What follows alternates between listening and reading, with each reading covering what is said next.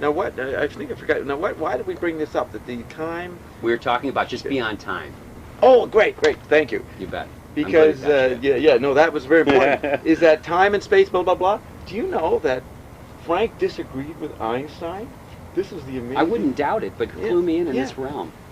E equals mc squared.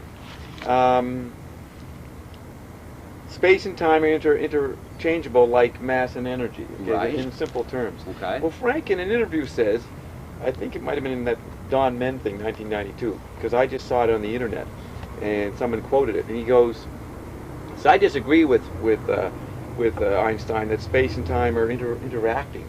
He says time is the outer sphere where all things are happening, all time's happening all at once. The inner sphere of space is a Mobius strip. Mm-hmm. So he re-separates time away from space. Mm-hmm. Einstein didn't do that. He had them intertwined. Like right. They're both components of the Mobius strip. That's right. And it's a very interesting concept. But that's the incredible arrogance and genius of Frank. That he says, well, you guys, he built a bomb, so what? But he had it wrong. Blah, blah, blah. He had it all wrong. And then when you know that quote, it fits with his whole thing of the upper and the lower, and time is all time. It's the unknown zone where all things are happening. And in this immediate middle zone where UFOs come in, that's an effect of the modulating of above and below frequencies, which is the time zone where everything's happening. And then he says that's why he had a secular materialist view in a way of psychic, that someone who's just zapping, going out of the Mobius strip of space and zapping into a time and experiencing because it's already happening. You know, talk about going in. Now we're coming full circle, which I like to have in my dialogues. Your opening line was Frank was the beyond. Well, that was time in the sphere. You know, musically, and that's why you had to be on time. Absolutely. The win factor. That's exactly right. So, do I rest my case that was Frank? What? How could a medium? This guy doesn't even know Frank. How could he fake that? That's you right. Know what I'm saying? That's right.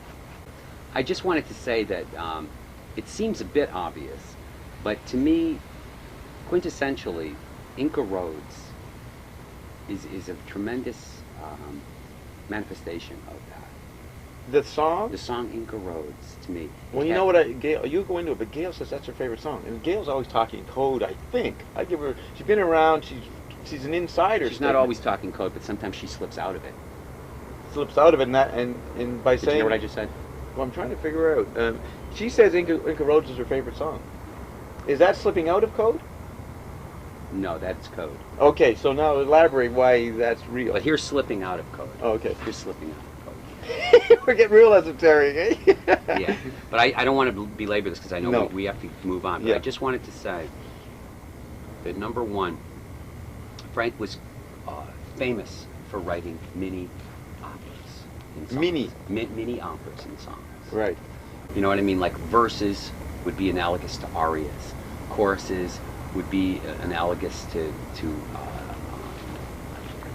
recitatives, you know what I mean? Right.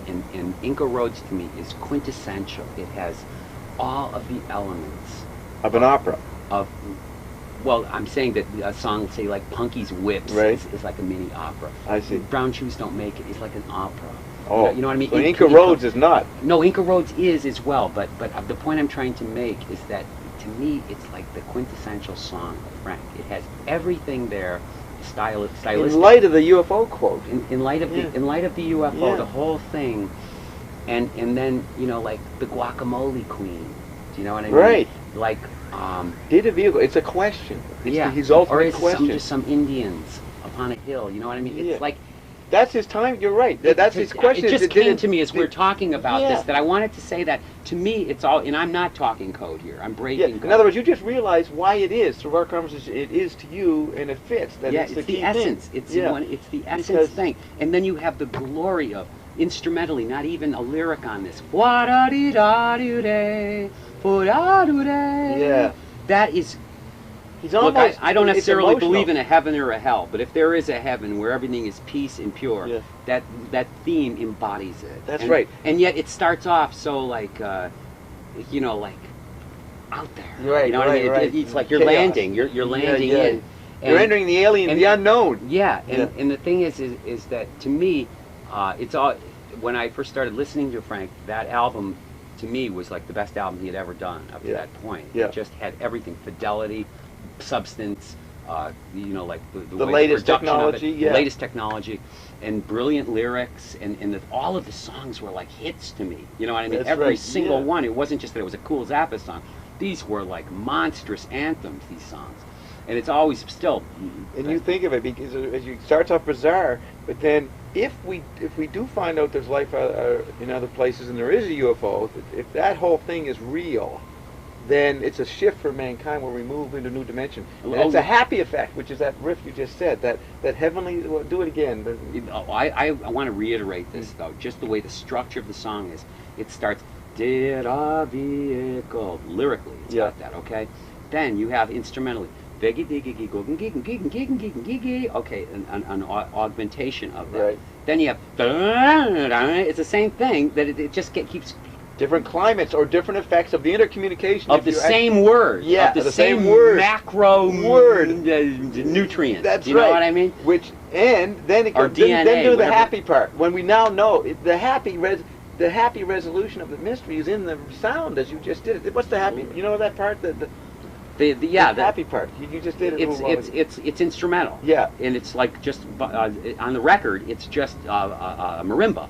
But obviously, when we played it, it's like, you know, it's just speed of light. And everybody wants to play the lick instead of just Ruth. Right, right. That was another difference between the later bands and the early bands. Is that in the early bands, it was like the guys didn't want to play the licks, man, because, you know, like, Frank, what the fuck are you writing for us? You know what I mean? It was just they couldn't. You mean? I didn't say they couldn't. I would say they would prefer maybe not to play them all the hard licks. Right, okay. They were challenged. But for us, we were like young Olympians, man, and it was just like, write harder shit. Yeah, harder. Yeah. Did I give that story about the middle part of Jumbo when Frank, you know, he's looking at the well, I heard it with the hands. Yeah, that's like a classic example, you know.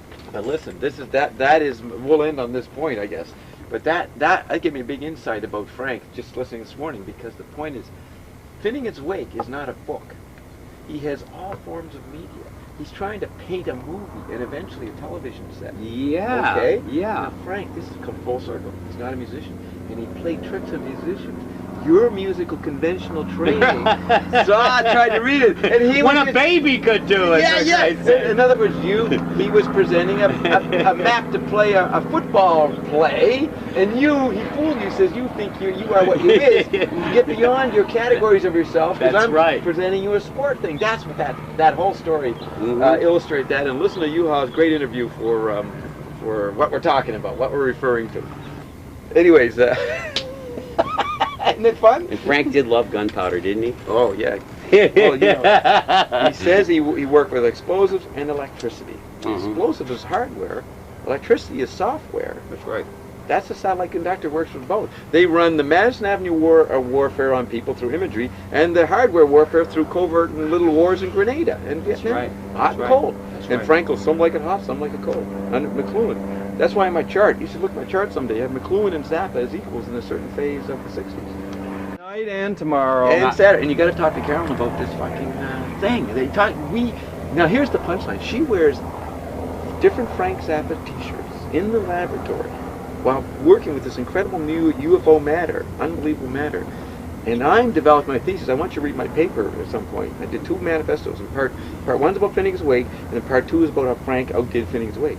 And it leads to that Frank was trying to describe this new life matter that Connie is working with. Now that you know what? I just remembered that in New York you were telling me something about this. That. Yeah, you got to come and ask her. Right. I'm only half the story. Hey, is the camera off? Yeah. No. That was on camera? Yeah. Oh, that's all right.